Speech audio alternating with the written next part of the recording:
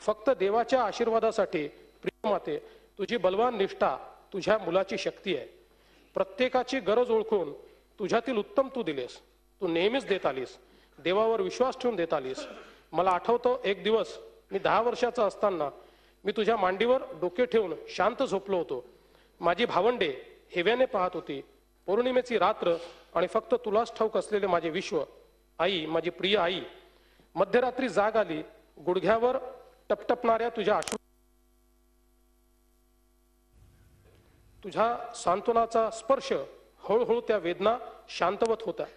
तुझे प्रेम, तुझी काळजी, तुझा विश्वास त्यांनी मला शक्ती दिली जगाला निर्भयतेने तोंड देण्याची. त्याची शक्ती सोबतीला घेऊन माझी आई, कयामतच्या दिवशी आपण पुन्हा भेटू. अतिशय नितळ मनाचा अशा प्रकारचा अध्यक्ष महोदय हे व्यक्तिमत्व होतं.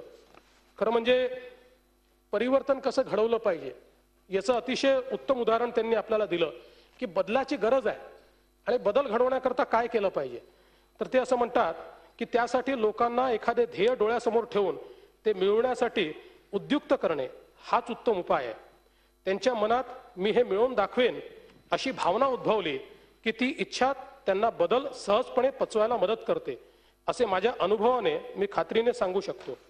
बहुसंख्य लोकांना स्वतःची उन्नती करायची, वाढायची, इतरांशी स्पर्धा करत पुढे जायची आंतरिक इच्छा असते. पण सभोवतालची परिस्थिती, कामाचे वातावरण योग्य नसते.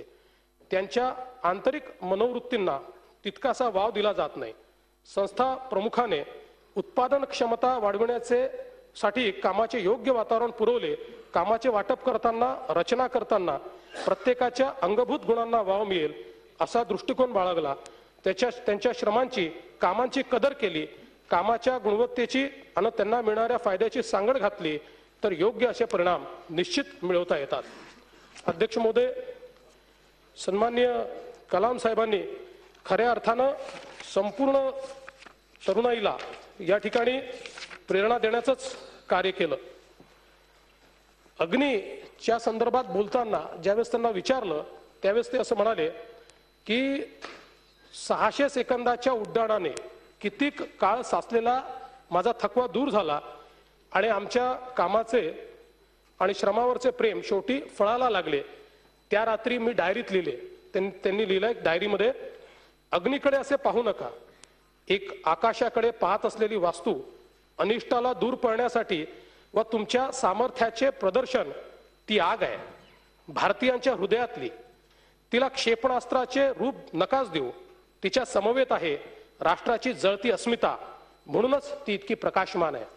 अध्यक्ष महोदय, या देशातल्या तरुणाईला जेवढं या ठिकाणी प्रेरित करण्याचं काम APJ अब्दुल कलाम साहेबांनी केलं या 21व्या शतकामध्ये, खरं म्हणजे असं उदाहरण आपल्याला खचितच अध्यक्ष महोदय पाहायला मिळतं. त्यांनी सांगितलं तरुणाईला, ज्यावेळेस ते सांगत होते की माझ्या स्वप्नातला भारत कसा तयार होऊ शकतो, त्यावेळेस त्यांनी सांगितलं राष्ट्र उभारणीसाठी आवश्यक क्षमता काय. तर ते असं म्हणतात की आपण आपल्या विद्यार्थ्यांना काही क्षमता बहाल करणार असलो तर मुळात त्यांच्या या क्षमतांची गरज काय आहे या प्रश्नांचं उत्तर राष्ट्र बांधणीसाठी आर्थिक विकासामध्ये विद्यार्थ्यांचा सहभाग असावा, म्हणून आपण त्यांना या क्षमता बहाल करायच्या आहेत हे आहे. पण आपण कुठल्या प्रकारचे राष्ट्र उभारणार आहोत? इसवी सन 2020 पर्यंत भारत विकसित राष्ट्र म्हणून पुढे येण्याचे स्वप्न आपण पाहतो आहोत. या संबंधीच्या मार्गदर्शक पथ आपण अधोरेखित केला आहे. पण आपण या मार्गावरनं प्रत्यक्षात कशा पद्धतीने वाटचाल करणार आहोत, त्याचबरोबर इतर क्षेत्रातील विकासासाठी जीवित कार्य करायचे आहे. हे जीवित कार्य साध्य करायचे असेल तर शैक्षणिक क्षमता निर्माण करण्याची गरज आहे. काय क्षमता त्यांनी सांगितलं अध्यक्ष महोदय? संशोधन आणि सतत चौकस राहण्याची क्षमता, नवनिर्मिती आणि सृजन समजून घेऊन त्याचा अचूक वापर करण्याची क्षमता, उद्योजकीय नेतृत्व घडविण्याची क्षमता आणि नीतिमान नेतृत्व घडविण्याची क्षमता. अध्यक्ष महोदय, अशा प्रकारे संपूर्ण भारताला प्रेरित करणारं हे नेतृत्व आज आपल्यातनं निघून गेलाय.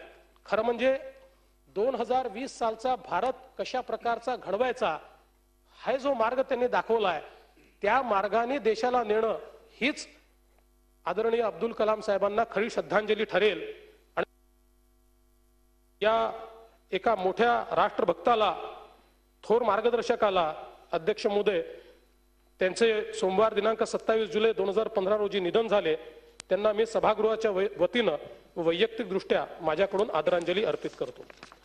अध्यक्ष महोदय, या महाराष्ट्रातील एक अतिशय थोर आंबेडकरी चळवळीचे नेते आणि डॉक्टर बाबासाहेब आंबेडकरांचे सहकारी आदरणीय रामकृष्ण सूर्यभान उपाख्य दादासाहेब गवई यांचा अध्यक्ष महोदय शनिवार दिनांक 25 जुलै 2015 रोजी नागपूर येथे दुःखद निधन झालं. झी 24 तास रहा एक पाऊल पुढे.